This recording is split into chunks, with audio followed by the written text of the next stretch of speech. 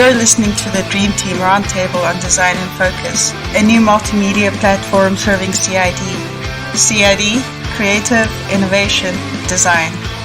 On the Dream Team Roundtable, participants are presented with a problem and have to try to solve it using design thinking or creative problem-solving techniques. Can we do it? You can always watch us try.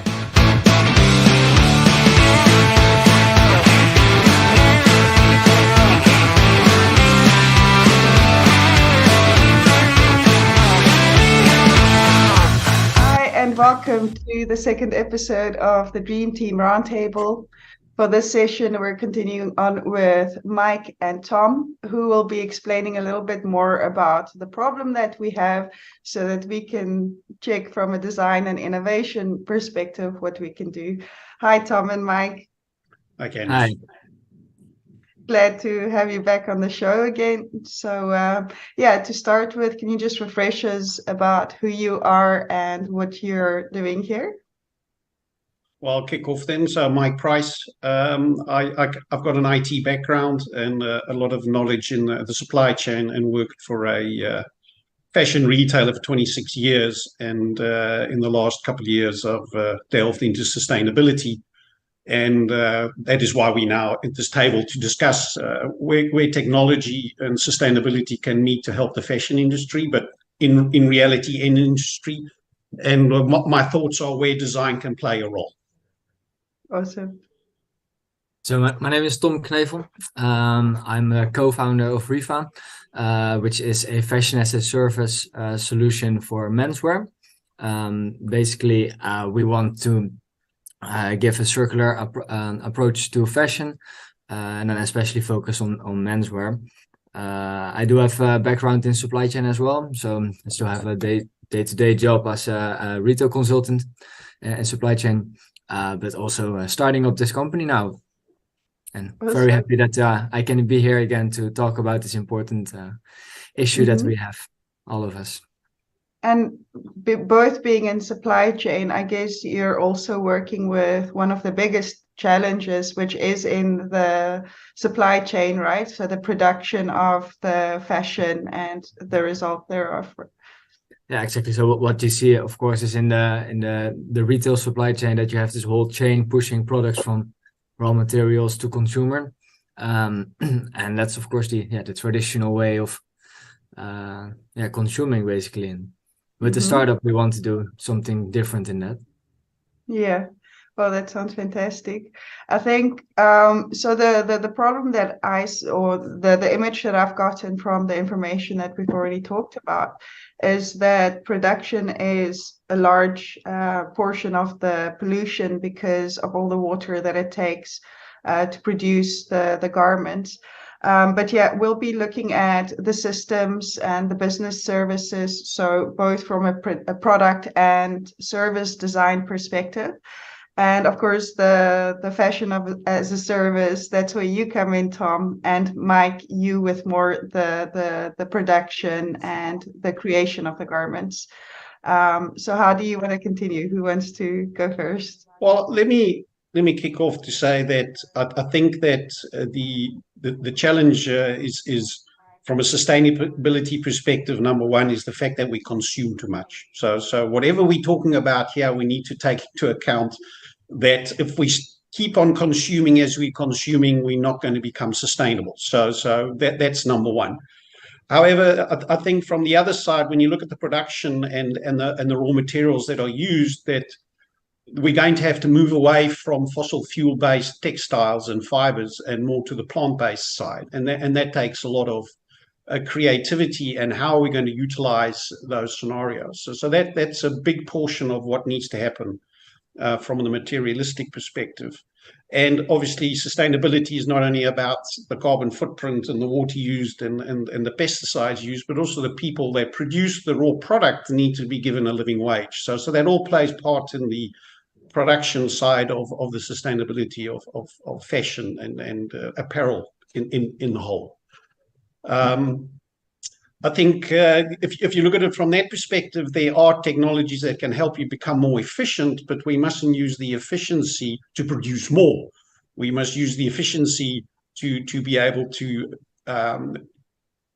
cheaply produce some sustainable products, in that the conception, the perspective of the end customer is, if it's sustainable, it costs more. And maybe even that if it's sustainable, it's even lower quality. So I think that's something where, from my perspective, design needs to play a huge role in that designers are actually at the forefront of the apparel, meaning so they actually design it before it even gets made. And therefore, the decision matrix they need to take has to take in consideration things like plant-based, what sort of dyes I'm going to use, what color configurations are we going to use, etc. So that perspective. Technology can help to do it better, use less water, use different dyes, so use plant-based dyes or organic type dyes, which are biodegradable, etc., etc. So all those things are in the pipeline. They're just not mainstream. And there you then come to, if you go bring it all the way to the next, where the customer comes into place, where Tom's playing a role as fashion as a service, is fantastic, because what that does is it leaves the responsibility of the product with the provider of the service, and therefore it's easier to control. So when you're talking about recycling, reuse, revamping, which is a big thing, I think, in fashion, that plays a huge role, because then you actually have that responsibility as well, and you have the customer product. You're in the face of the customer is talking to you directly. I'll leave Tom to have that conversation further, but that's how I see that. I think the design perspective plays another role in the recycling, which is the reverse logistics side of it, is how do I upcycle a used product? Meaning to say that I don't actually want to recycle it, because that takes a lot of energy. It is less energy than growing it new and building it again, but it still takes a lot of energy to get it recycled. If I can upcycle the garment so that I can resell it for a longer lifespan, then that's where design plays a huge role as well. Why? Because it determines how do I design the apparel from step one, so that I can revamp, make it easier to recycle, and utilize the correct materials in it. So there's a big span where design can play a role, and there are two ends to the supply chain. So there's the beginning, and then there's the sort of second life of the product, where the supply chain, the reverse logistics, plays another role. And Tom lives in that, let me say, that portion of the world, as I see it. So that's high level how I look at where we are today. I think some of the big steps that need to be taken, and how design fits into the mix. And I'll leave it over to you, Tom, to give your version of where you are. Yeah, thank you. Yeah, I definitely agree with you. And I see it in maybe very broad, in like two steps. So we have the first step, that's the production side and everything towards the retailer and the consumer, and then the usage of the product. So I fully agree. We consume too much, or we produce too much for consumption.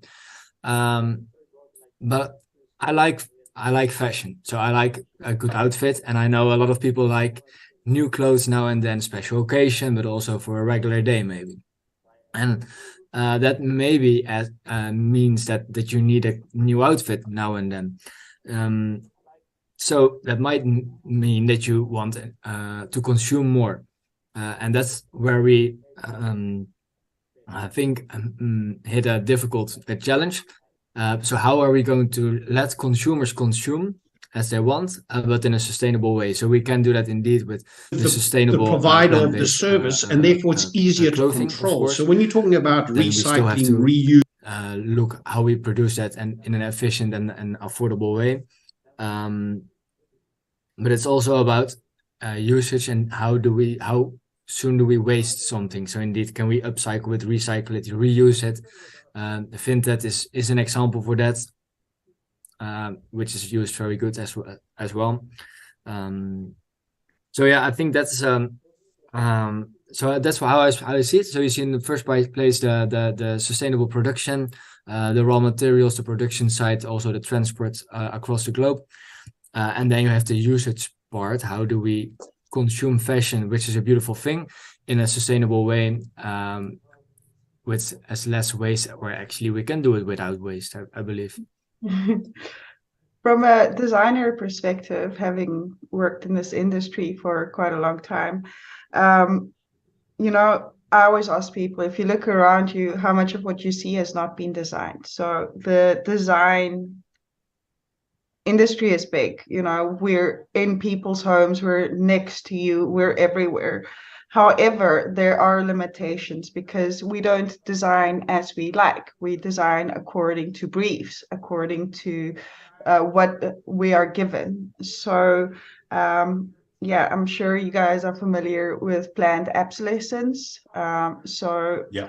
basically, a lot of products are designed to only last a very short time by default. And it's very difficult for a designer to come in and do something about that because it's business still drives it. And so I think the best part where we can start is to sort of, yeah, create awareness and have people start thinking in a new way. And that also changes the onus of responsibility from business to maybe government, or who do you think could lead that for us? How do you think we could start changing mentalities so that we could enable designers to actually create better? Well, I think it's both. I think big business needs to take a responsibility. I don't think they can hide behind that my shareholders need me to make a profit. I think they need to step out of that mode. On the same time, I think that the government needs to step in and put down certain rules, just like they put down rules for financial reporting and financial governance. They need to put down similar rules for the sustainability perspective for businesses. And there are, at the moment, many going around, but they've got no teeth. So if you look at something like the European Green Deal, which is coming along, where a lot of people are talking about, there are no real teeth in it that a company actually is going to feel pain if they don't follow what the European Green Deal is asking about. So that needs to happen. At the same time, the shareholders need to start taking their own responsibility to say, hey, I only want to invest in companies that are sustainable. But then the CEOs of companies need to be given a brief where their KPIs have sustainability in it and not only growth and profit. So that I think it's a systemic challenge. So I think we all have a role to play in it. I don't think anyone can say I don't have a role. I personally think that every individual in the world has their own responsibility for sustainability. And I think that designers, I understand where you're coming from, Candice, is that you work to a brief, but it's in your work to a brief. I think a designer should ask the question, don't you think we should do it more sustainably? Because that is you taking a step. I'm not saying give up the brief because there's no sustainability, but I am saying make your voice heard. Mm-hmm. And I think the more voices that are heard, the more change we may be able to get. And it may be naive, maybe I'm living in this utopia where I hope the man in the street can also make a difference. But I think we all need to take that responsibility. Yeah, and I think also if you look at, so you have like the big businesses, you have the government, but you also have like smaller businesses. I'm not sure if I can allow to call names, but there's this small brand, the New Optimus in Amsterdam, and they launched, I think last week, the deposit system on clothing. So that is something that we can actually ask the governments, okay, let's put up a deposit system for clothing so that we don't lose the clothing out of vision. And so the New Optimus is doing it by themselves now because they just don't wait. So I think that's a great initiative that hopefully the bigger businesses, but also the government is going to look at and say, hey, this works. Yeah, I think, you know, for me, from my perspective, there needs to, you know, okay, sorry. Last month we had an event at PwC with the network that I run called Randstad.UX, and we talked about AI and ethics. And during this event, the social or corporate governance also came up. And so there are sort of companies trying to position themselves as authorities on many levels. And so I think if we look at those developments and the problems that are, I think, yeah, one of the solutions that we could design is designing a better business model where yeah, the ESG or the CSR of a company is actually profitable, so that's one of the major challenges, because once that does become profitable, then people will be motivated to actually employ more, more of the good stuff in their daily activities. Yeah, for Uh, sure. Yeah. True. I just think that we need to be very clear about what does profitability mean. Because today in the world, the business model is you only good if you have 3% growth per year. So number one, we got to say there's no growth. In fact, you've got to say we're going to grow less per year, but you can still be profitable. And that's a very different distinction in the business model that I can tell you today in the Western world, in most commercial companies in the world today, that won't fly. So that's a big challenge. So when you talk about CSG or ESG from the companies, they are all still putting it in the frame of the economic model of growth and profit. That's impossible. So there's no green growth. So that's one fallacy that needs to be put on the side. There's no green growth. The other thing is that if you're consuming less, that helps us in the biodiversity, it helps us in the carbon footprint and the water and et cetera, et cetera, et cetera. But if your entire economy is still looking at growth, then you can be as green as you like. You're never, ever going to become sustainable in that perspective. So it's a systemic change that needs to happen. And I watched the PwC scenario. There was some things on LinkedIn about it. And it sounds fantastic, but the base is wrong. So you can't build it on a base of green growth. And that is a very, very difficult thing to do. Well, if I look at Tom, who's doing a startup, obviously he's going to grow. Otherwise, he won't become a company.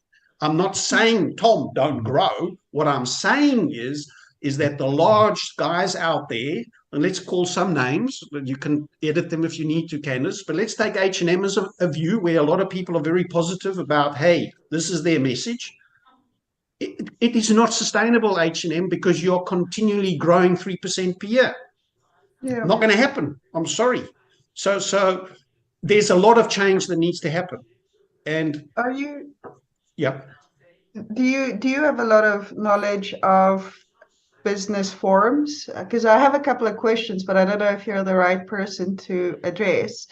But for example, the shareholder system, Yeah. for me is kind of ridiculous and a massive part of what's driving this, because if you've got a company of say 100 people and all of those 100 people work at the company to actually create profit and to sustain themselves, you don't need that much growth. But when you're selling shares and those people get paid for just investing money and not actually contributing to the company in any way, then it's sort of just like taking a cake and breaking it down to crumbs and then giving the crumbs to people and like, okay, here's your crumb. Well, we need to keep getting more crumbs. And so you keep breaking the crumbs, and then it just ends up being, yeah, like. Well, it ends up destroying the planet. It's pretty much what it boils down to. Yeah. Well, it doesn't. I mean, the planet will always survive for billions of years. Mankind is going to suffer massively down the road. Yeah. So when you talk about that, yes, but that's because of the economic model. So when you talk about the economics of today, you're going to have to change it, which is very difficult, because one of the things, look at Patagonia. Okay, so Patagonia has now changed their business model to say everyone who works at Patagonia owns a piece of Patagonia. Fantastic. So we've made one economic change. However, Patagonia still uses fossil fuel fibers. So yes, you're going down the road of sustainability. I understand it needs to be stepwise, but here's the challenge that everyone faces. We need to do it quicker. So whereas Patagonia has done a good first step and are really one of the leaders in going down that road, there's still a lot to do. This isn't something that, hey, they're the guys, they've met it, they're good to go. No, they've got a whole change to go through to get there. So when you talk about the forums and the businesses, but that's all based on the wrong system. So that becomes a big challenge. When you look about these green investments, sustainable investment, big thing, trillions of dollars have been put into sustainable investment. When they go and investigate them, what's it, 85% of them are nowhere close to being sustainable. 10% have some sustainability, but not at the level that they're talking about. And only very little are actually getting towards where they are sustainable investments.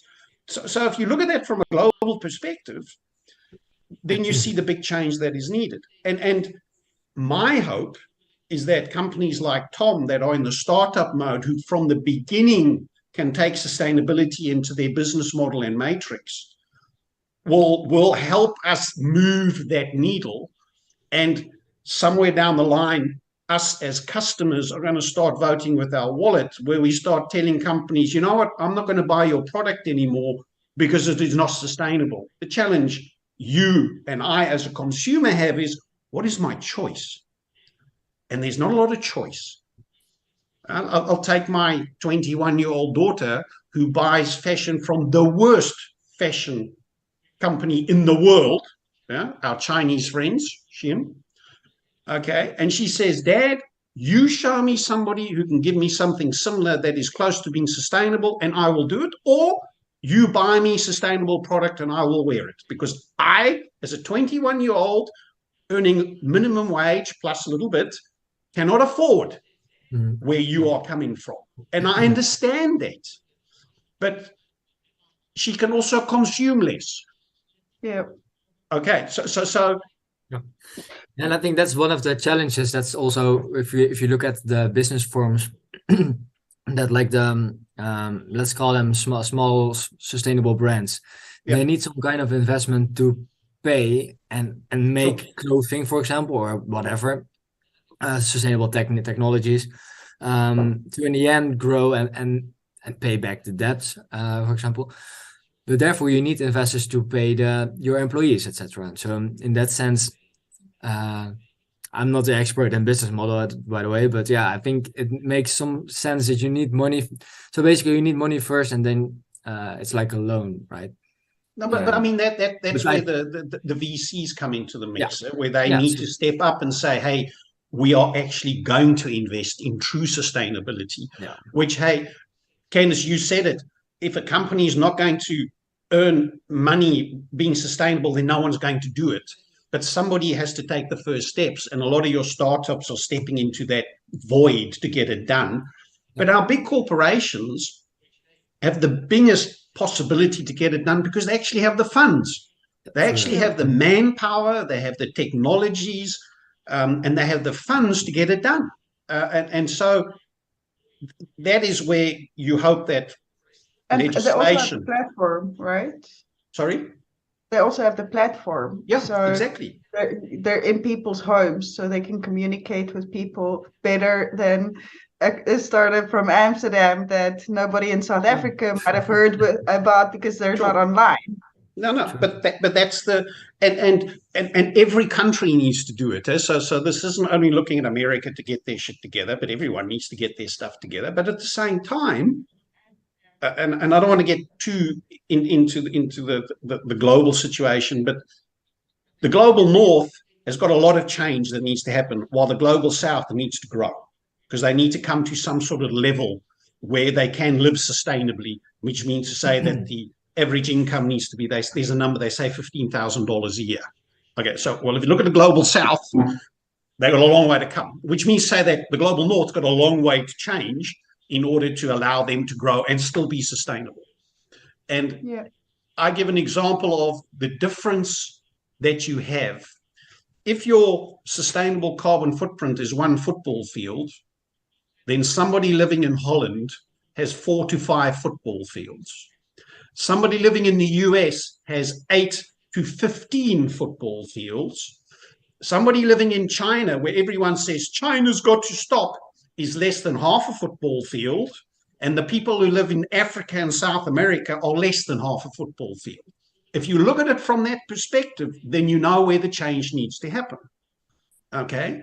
And that is going to be very difficult to manage, because the economic model that is driving us at the moment is you can only be good if you grow. Yeah. And so that has to change. Yeah, sorry to interrupt. No, Mike, I'm done. is- I'm done. I I finished think- my speech. I think Tom must have real life experience with this because, I mean, obviously you're not a multi-billionaire and this is just a general company starting up. Yep.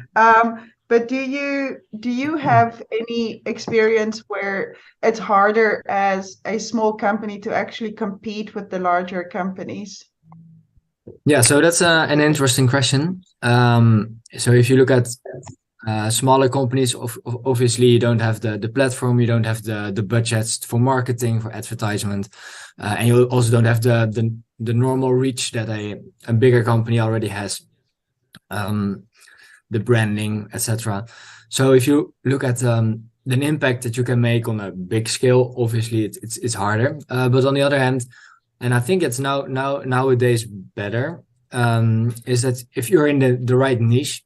So I would say we are in the sustainable fashion niche in Amsterdam, and you get quite quick to the right people that are also doing similar initiatives or are interested in the topic, and from that moment you can like spread via the right. And I see that so far that's been working pretty well, I would say. And you also get like the maybe it's the traditional network effects that people introduce you via to the next one. So that definitely helps as well. And also, well, maybe on the other hand, and downside could be that the brands, if you work together with other companies, you don't have the facts yet, so you don't have anything to show the evidence that you're capable of doing stuff, obviously. But Yeah. I don't know, it's different, but Yeah. if you look at I know that again H&M is trying with rentals. I've been checking it out at their store and was not really a thing. So if they want to get it started, they're not getting it started as well. So not sure if that really. Do you think if, say now, more people got involved in sustainable fashion and a lot more people started creating these companies, would you see that as direct competition and feel like you need to work against each other, or are you sort of like more community in your business? This is, I know it sounds very strange, and what are you saying, Candice? But if you look at, for example, some of these big consulting firms, it's not that they have a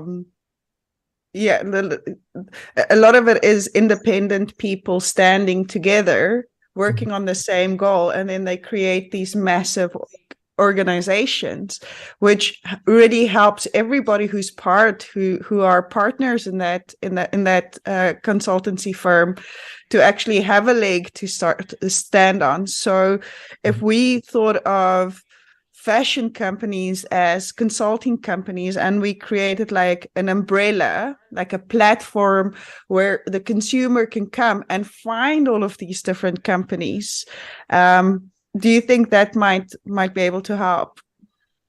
Yeah, I didn't look at that from that perspective, but yes, that would also help. But then you need like a governance kind of system as well, I guess, so that you need some kind of tour leader who brings you to the right services. But I know that there's also people working on that because as a consumer, let's say you have a piece of clothing in your closet and it's broken, it needs to be repaired. Where to go, or you need to go to a cleaning service. So there are like green cleaning services and normal cleaning services. I wouldn't know where to start my search, So definitely that would help.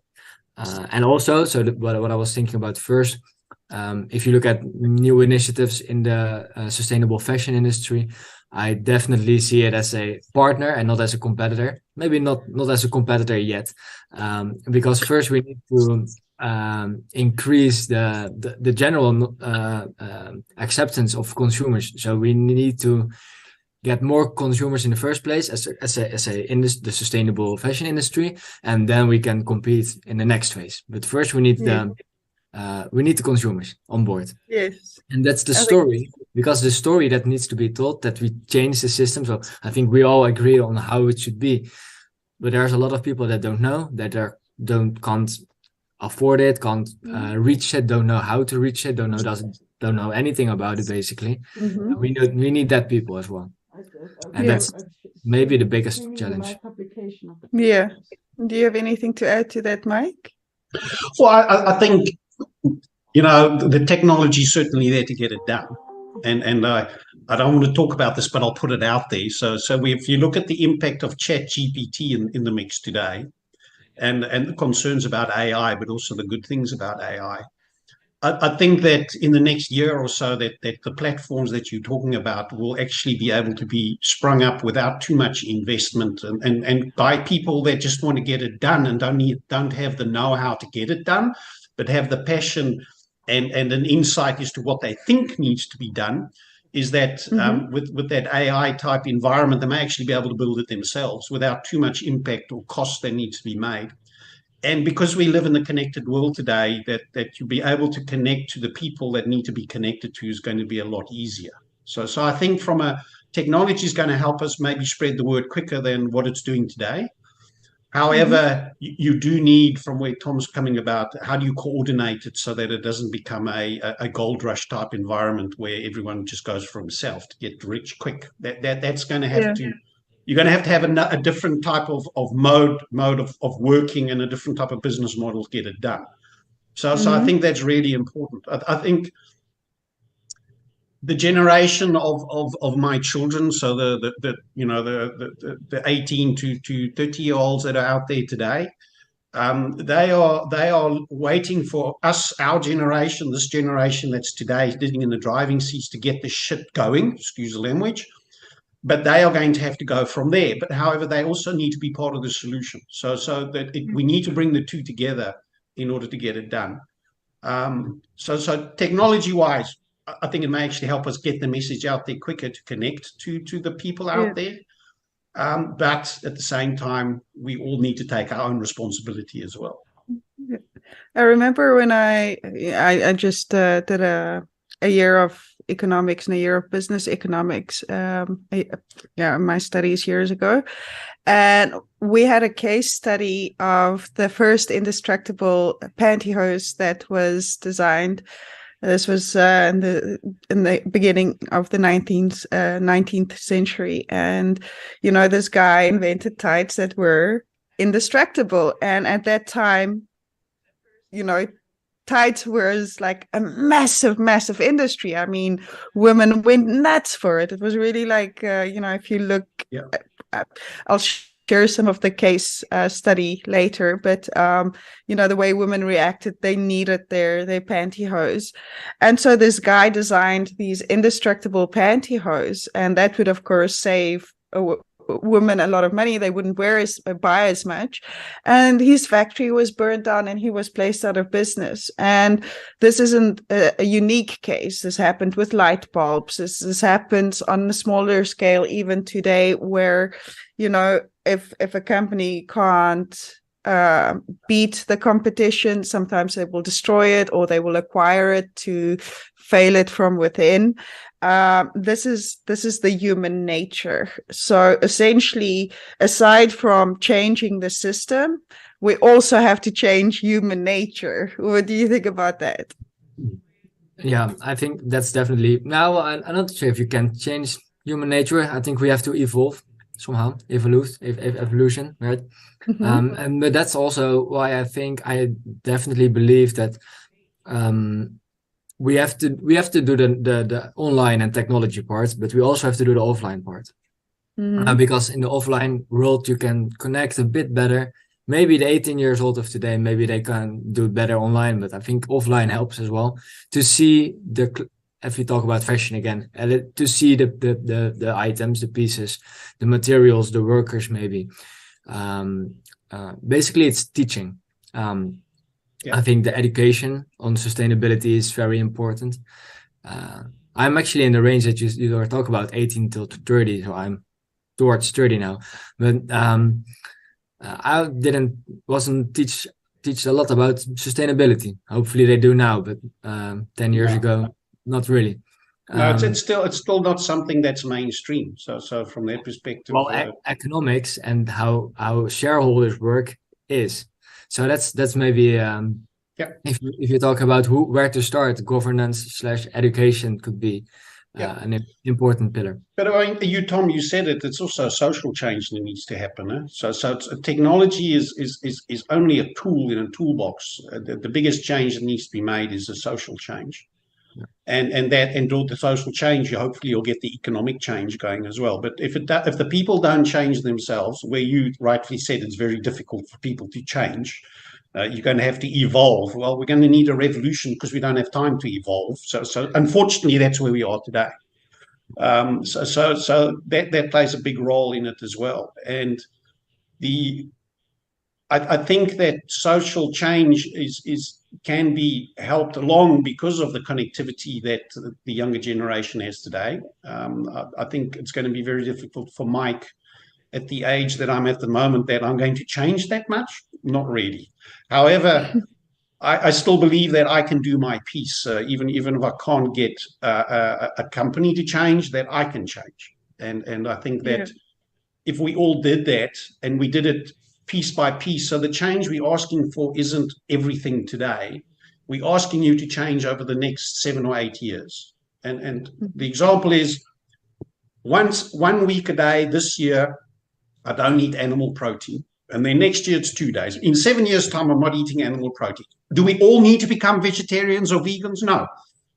But if we all go down that route, we get to a point where there are enough people in the world that are now saying we're not eating more meat and we're eating more plant protein, that things start changing. And when the change happens, then it will snowball because of more and more people do it. And social change will happen because if you're the only meat eater in the group that you're sitting in, you're going to get the reverse of what it was 20 years ago when you were the only vegetarian sitting there. Everyone looked like you were crazy. So that change needs to happen. And the same thing, Tom, you said it. We like our fashion. I like my fashion. I want to have a new special thing when I go to a special thing. And I'm not saying don't do that. What I am saying is you only do that 5% of the time with your fashion. The 95% of your fashion, if you wore that twice as long this year and 3 times longer next year and 4 times longer the year after that, that is the most sustainable thing you can do in fashion today. It doesn't even matter if it's fossil based. But the fact that you're wearing it longer and not going to go and buy the next T-shirt, but I'm going to wear my T-shirt longer, that impact is huge. It's actually, I read one of the reports, I think about a year ago, how much, if you look at your wardrobe in your bedroom or whatever, if you look at the pieces you have, how much of them you don't wear. That's actually a nice challenge to do. Just put out your clothing from the wardrobe and put it down in different staples, like how often do you wear it and how many pieces haven't you worn in a year or something. I was a bit surprised, to be honest. Yeah, well, I mean, I'm a big culprit here because I have clothes from when I was a lot skinnier, and I have clothes for when I'm bloated. And then I also have clothes for special occasions that never happen. Like, I love high heels, and I've got some high heels here that I've had since 2010. And I don't get a lot of opportunities to wear them because, even at work, most of the time I wear flat shoes, but I have about 20 pairs of high heels, and I'm always like, one day I'll wear it, but I just don't get the opportunity to. So I think there's a lot of what you said there that I can most certainly agree with. But also coming back to what Mike said, public opinion, a lot of public opinion is by design as well. So Tom, how do you deal with, because obviously you've got to create the awareness, and when you speak to new people, you've got to give them a new opinion or help them define their opinion. Are there any ways that you're working on that? Yeah, so indeed, our messages on the social media it's mostly about that. So it's for us it's two angles. So one is the fashion part, but I will leave that apart. So also then the sustainability part. So how much do you actually use? For example, we did the challenge. How many pieces do you have? So it's that first stage that we are in now, like that be self-aware of what you're doing and how you contribute to an industry which is not good, and then also explain what's not good. So that story that is now definitely the message. Yeah. So controlling the narrative. Do you have any examples that you could tell us about where you see a lot of potential and you've had a lot of positive outcome from a narrative that you placed out there? Let me think about that one.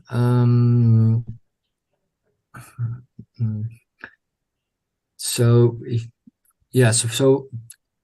actually, it was one that I stole from a television. But it was this this Dutch comedian on the television talking about how bad the fashion industry is, comparing it with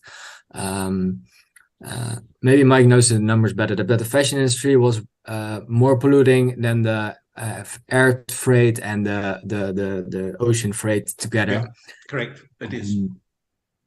And only that's like that sentence, that is shocking. It was shocking for me. I had to fact check it actually, and then I was like, wow.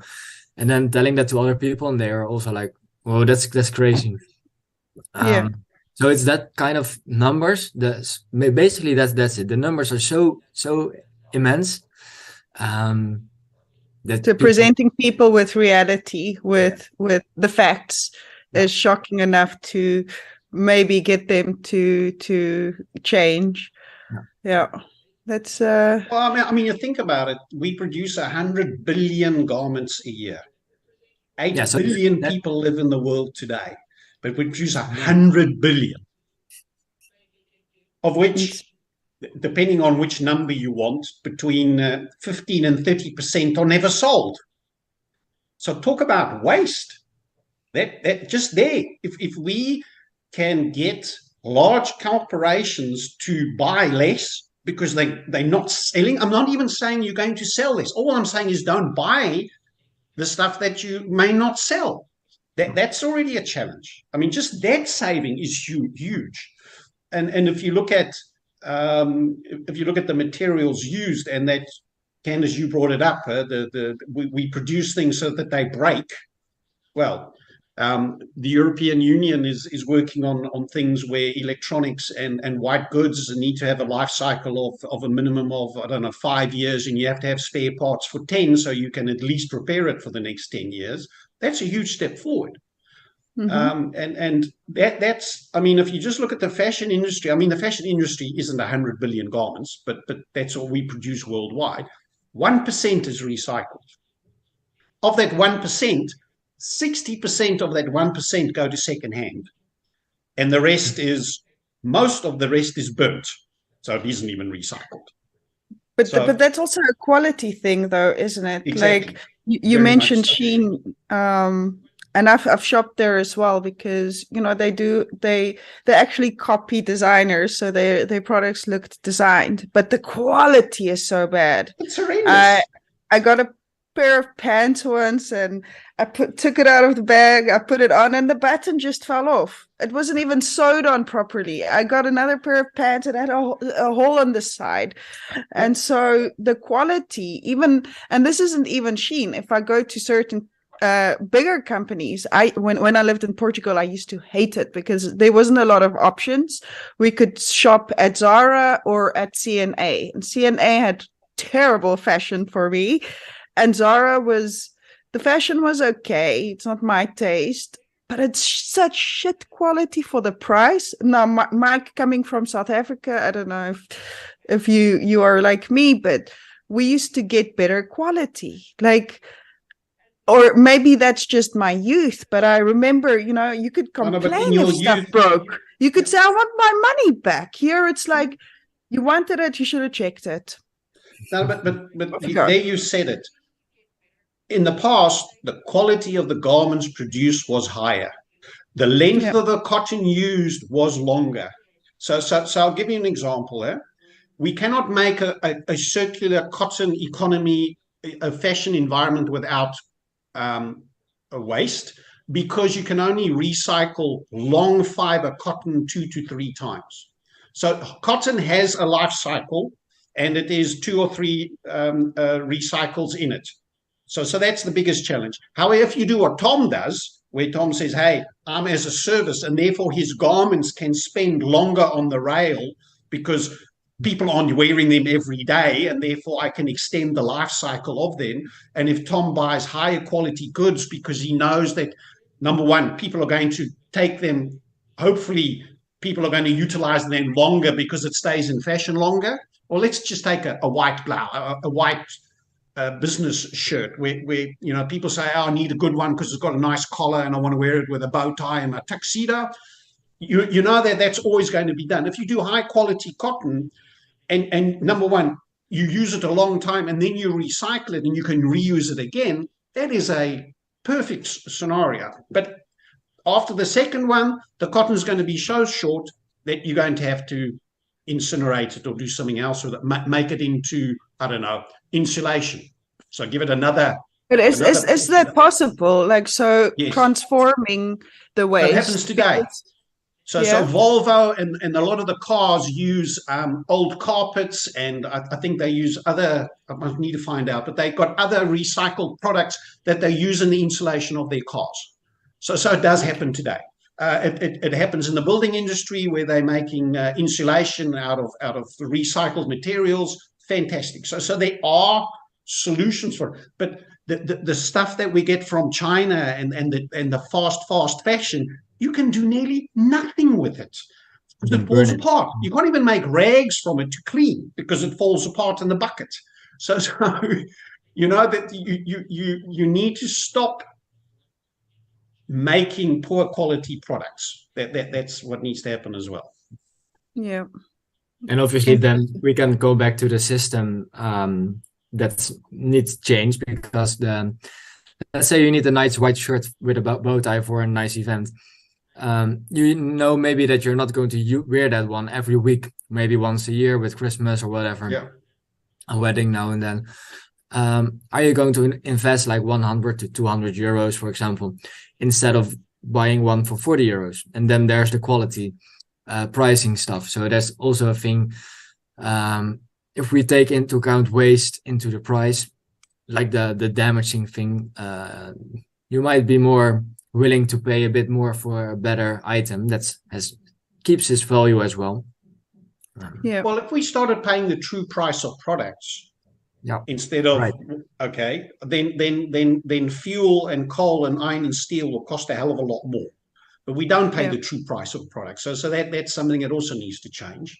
Yeah. And that can only happen with legislation, because it's not going to happen by itself. I can tell you that right now. And I'm going to sidetrack. Sorry. No, you continue. Yeah. So when you look at the fashion industry, then there's a lot that is going to happen, that you need to make the brands responsible for their product through the entire life cycle, which means to say that H&M is going to have to change their business model, because their reverse logistics is, if they say, oh, send it to the recycling, they're going to lose their base material. So they're going to actually have to do it themselves. Otherwise, they are never going to get to a circular setup that they want to really get to, because if you don't manage your circularity yourself, somebody else is going to utilize your product for the second time and actually are going to profit from that, where you are losing out. So that's a huge change within the fashion industry that needs to happen. And it's interesting, Tom, where you say that they're trying to rent their products. And the problem that why renting isn't working is the product is at a price point where the customer says, you know what, I'll rather buy it because then I don't have to worry about it. Now, you talked about the group in Amsterdam that are saying you've got to put a deposit down. Well, I think that's a fantastic idea. Mm-hmm. And you may see that actually happening. And you know, one of the things that was put out there in the sneaker market is actually you have a sneaker as a fashion, or that the customer actually never owns the sneaker but only utilizes it for a period of time and then returns it, and then the brand would then upcycle it in some way or fashion and then put it out there, or actually keep it back and then reintroduce it as something that is now worth more because it's from an older fashion scenario 10 years ago and everybody wants it. Those are the things that you're going to have to become mainstream. And that's going to be interesting to see if companies are going to go down that road. Yeah. Very, very thought-provoking. I think there's also some potential in the metaverse and digital fashion, especially for people who wear, like me, I'm an online, my presence is mostly online, and a lot of the entertainment industry that drive fashion, the youth copies their favorite stars and all of that. Perhaps with the digital fashion there's some movements, but yeah, I think that's sort of going a little bit too far from what we're at. I think the metaverse is a great place where you may have the younger generation buying their metaverse fashion rather than buying the real article, because, hey, I'm online and this is how I can wear my metaverse fashion instead of, I don't need to buy it because I'm not going to wear it outside the house, because when I'm outside, well, the question is, how often are they going to be outside? So that's a different conversation. But yes, I mean, it certainly may help the situation, but then you need to ensure that the environment, the metaverse, is a sustainable environment from as far as energy is concerned, et cetera, et cetera. So yes, but if it's not sustainable in the setup, then it's not helping. Let me put it that way. Very interesting. Okay. Yeah. And lastly, I think we need to come to an end here. But Tom, I think Mike has made it clear that we definitely need to focus on our business processes, designing better business processes, and tackling our public communications. From a business owner perspective, are there any key points that you think design could help, or where you think, that you could mention the areas and what makes them complicated, so that the designers can look at that and say, well, maybe we can try this, that. Yeah, so I think, so again, one of the bigger challenges that we see is that we need to evolve, and we need the whole transition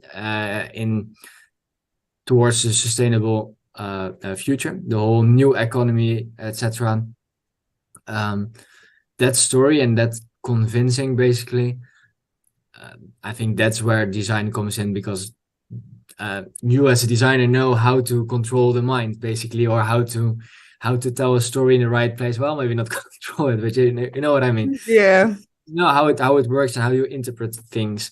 And I think that's the key area to use design, apart from obviously the design of clothing. So of course the fashion designers. All right. Yeah. And then as a business owner, is it easy to start a company like yours? Is there support? Can you sustain yourself? Is it a good formula? Yeah, so if you look at a business perspective and can I eat from it? No, not yet, but we are only existing for less than a year. So it should come. But the business model is difficult because we want to provide like this new type of economy, with this circular approach in a traditional world. So we need to find how can we make a profit to eat and pay the rent, and on the other hand do this in a sustainable way. So of course that's a challenge, but yeah, for everyone listening and wants to get started with something, please do it, because we have to do it together, as I said. So we are finding each other. There are more sustainable bubbles, basically, like areas that I knew. I met a lot of people already in a couple of months, and yeah, so get started for sure. But yeah, it's not easy, but that's not that's nice. I think for this, I'll create a group or a network that we can start inviting people to. But going forward, it sounds to me like definitely there needs to be some sort of unity between people in order to actually create the business formula, because it isn't there yet. So conceptually, you've got ideas, but you don't have a valid business design. So I think that's what we're going to focus on for with the designers. We'll focus on the communication, the business design, and a little bit the service design as well. And then, I think once we've had those conversations, we'll have a couple of more sessions with you to discuss what we've come up with. But actually, this is just a loose idea, but the network that I'm thinking of creating, I'll do that in the coming weeks. But perhaps you guys can already start compiling information, which others can also use to start replicating or to build on, even if it's just check out this group or this name, this person. So any kind of resources that you think that you think is valuable, we can add there. And then we'll build upon that to see what we can do about this challenge. Yeah, sounds good. Great. All right. Okay. And so with that, we've come to a close, and I thank you very much for your time. And it was great talking to you. And for those listening in, I hope you tune in and stay tuned into the debate, because it's quite a challenge that we have here. And until next time. Cheerio. Bye, guys. Thanks a lot, Candice. Ciao, Tom.